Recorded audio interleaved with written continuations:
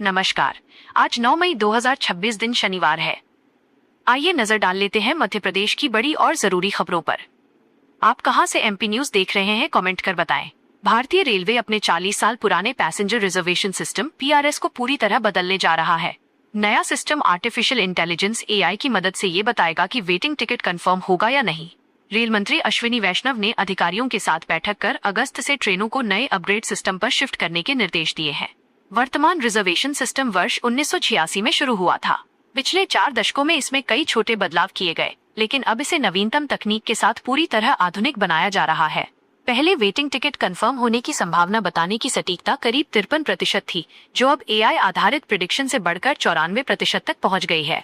इससे यात्रियों को टिकट बुकिंग के समय ही सीट कंफर्म होने की संभावना की स्पष्ट जानकारी मिल सकेगी। भोपाल के विभिन्न जूस सेंटर और लस्सी कॉर्नर पर खाद्य सुरक्षा विभाग ने बड़ी कार्रवाई की। फूड इंस्पेक्टर की टीम ने जांच के दौरान पाया कि मैंगो शेक और अन्य पेय पदार्थों में सिंथेटिक एसेंस, थिकनर और सैक्रीन का उपयोग किया जा रहा है। टीम ने अशोका गार्डन सहित कई क्षेत्रों से मैंगो जूस, लस्सी, मैदा, गुलाब जामुन और मठरी के नमूने लिए। बरखेड़ी, एमपी नगर, इंद्रपुरी, बुधवारा, रंगमहल चौराहा, इब्राहिमपुरा, पीरगेट और घोड़ा नक्का स्थित दुकानों पर भी कार्रवाई की गई। प्रशासन को शिकायत मिली थी कि कुछ विक्रेता पेय पदार्थों में कृत्रिम रंग, सिंथेटिक एसेंस और अत्यधिक मात्रा में सैक्रीन का उपयोग कर रहे हैं, जो स्वास्थ्य के लिए खतरनाक हो सकते हैं। अधिकारियों ने सभी संदिग्ध नमूनों को राज्य खाद्य परीक्षण प्रयोगशाला भेज दिया है। रिपोर्ट आने के बाद दोषियों के खिलाफ सख्त कार्रवाई करते हुए लाइसेंस निरस्त किए जाएंगे। लोगों से अत्यधिक सस्ते और चमकीले रंग वाले खाद्य पदार्थों से बचने की अपील की गई है, क्योंकि ये किडनी और लिवर पर गंभीर असर डाल सकते हैं।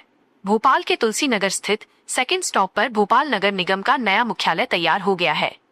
इस भवन का नाम अटल भवन रखा गया है। अब नगर निगम की सभी प्रमुख सेवाएं और विभाग एक ही छत के नीचे संचालित होंगे, जिससे नागरिकों को अलग अलग कार्यों के लिए शहर के विभिन्न हिस्सों में नहीं जाना पड़ेगा। मुख्यमंत्री मोहन यादव ने भवन का उद्घाटन किया। पहले इसकी लागत 43 करोड़ रुपए बताई गई थी, लेकिन उद्घाटन के समय कुल लागत 73 करोड़ रुपए बताई गई। इसमें 43 करोड़ रुपए सिविल कार्यों पर खर्च हुए, जबकि शेष राशि अन्य तकनीकी और सुविधाजनक कार्यों पर खर्च की गई। ये प्रदेश की पहली नगरीय निकाय बिल्डिंग है, जो जियोथर्मल तकनीक से लैस है। भवन की पार्किंग में लगाए गए सोलर पैनलों से 300 किलोवाट बिजली का उत्पादन होगा। मध्य प्रदेश में किसानों की समस्याओं को लेकर कांग्रेस ने आगरा बॉम्बे हाईवे पर बड़े स्तर पर प्रदर्शन किया। खलघाट से लेकर मुरैना तक करीब 580 किलोमीटर क्षेत्र में 7 स्थानों पर हाईवे जाम किया गया। कई जगह पुलिस और प्रदर्शनकारियों के बीच धक्का मुक्की और तीखी नोकझोंक भी हुई। प्रदर्शन के कारण हजारों यात्री घंटों तक जाम में फंसे रहे। शाजापुर के रोजवास टोल प्लाजा, ग्वालियर के निरावली तिराहे, इंदौर बाईपास, महू और मुरैना सहित कई स्थानों पर कांग्रेस कार्यकर्ताओं ने सड़क पर उतरकर प्रदर्शन किया। कांग्रेस ने आंदोलन को किसानों की आवाज बताया, जबकि भाजपा ने इसे राजनीतिक स्टंट करार दिया। प्रदेश कांग्रेस अध्यक्ष जीतू पटवारी ने चेतावनी दी कि यदि किसानों की मांगे नहीं मानी गईं, तो आंदोलन को पंचायत स्तर तक विस्तारित किया जाएगा। मध्य प्रदेश के जबलपुर स्थित बरगी बांध में हुए बहुचर्चित क्रूज हादसे का मामला अब हाईकोर्ट पहुंच गया है। भोपाल निवासी कमल कुमार राठी ने मध्य प्रदेश हाईकोर्ट की जबलपुर मुख्यपीठ में जनहित याचिका दायर कर हादसे को गंभीर प्रशासनिक लापरवाही बताया है। याचिका में दोषी अधिकारियों के खिलाफ आपराधिक कार्रवाई, प्रदेश भर में वाटर स्पोर्ट्स और क्रूज संचालन का सेफ्टी ऑडिट कराने तथा जांच पूरी होने तक सभी क्रूज सेवाएं बंद करने की मांग की गई है। याचिका के अनुसार 30 अप्रैल 2026 को बरगी बांध में संचालित नर्मदा क्रूज तेज आंधी और ऊंची लहरों के बीच पलट गई थी। हादसे में अब तक 13 लोगों की मौत हो चुकी है, जबकि कई यात्री घायल हुए हैं। याचिकाकर्ता ने आरोप लगाया है कि क्रूज में क्षमता से अधिक यात्री सवार थे। दावा किया गया है कि बोट में 43 से 47 लोग मौजूद थे, जबकि केवल 29 टिकट जारी किए गए थे। मुख्यमंत्री मोहन यादव 2.5 साल का कार्यकाल पूरा होने पर मंत्रियों और विभागों के अपर मुख्य सचिव तथा प्रमुख सचिवों से कामकाज का हिसाब लेने वाले हैं। मुख्यमंत्री सचिवालय ने इसके लिए 45 सूत्रीय एजेंडा तैयार कर विभागों को जानकारी दे दी है। सरकार की प्राथमिकताओं को लेकर विभागवार बैठकें आयोजित की जाएंगी।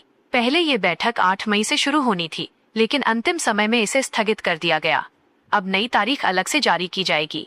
मुख्यमंत्री राजस्व एवं ग्रामीण विकास विभाग के मंत्रियों और अधिकारियों से स्वामित्व योजना की प्रगति की समीक्षा करेंगे।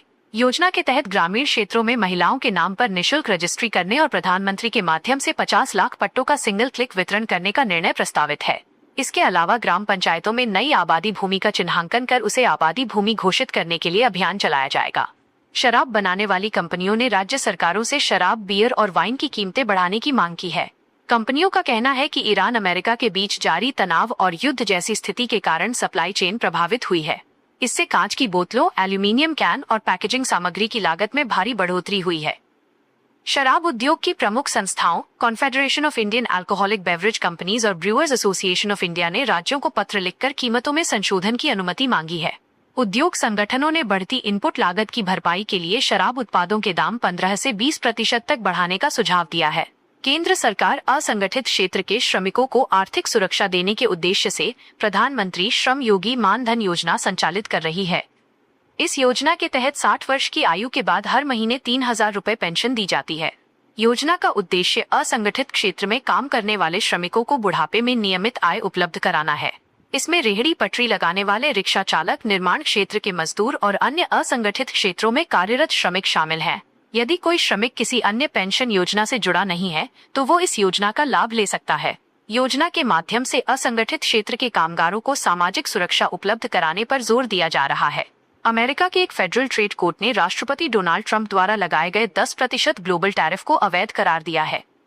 कोर्ट ने 2-1 के बहुमत से फैसला सुनाते हुए कहा कि यह टैरिफ 1974 के व्यापार कानून के तहत वैध नहीं था।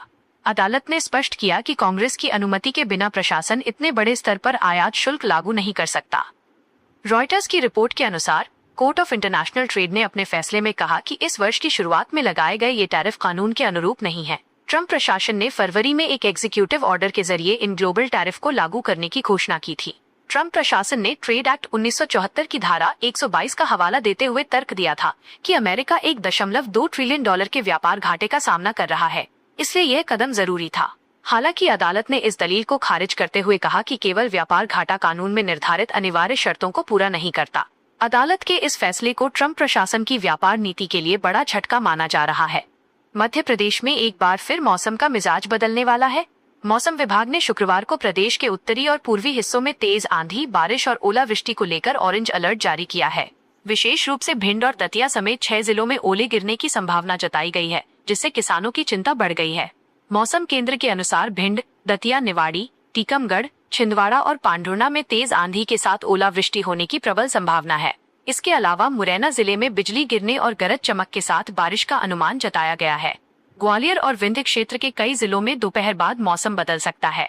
छतरपुर, दमोह, पन्ना, सतना, रीवा, मऊगंज और सीधी में हल्की से मध्यम बारिश होने की संभावना व्यक्त की गई है। मौसम विभाग ने लोगों को सतर्क रहने और खराब मौसम के दौरान सुरक्षित स्थानों पर रहने की सलाह दी है।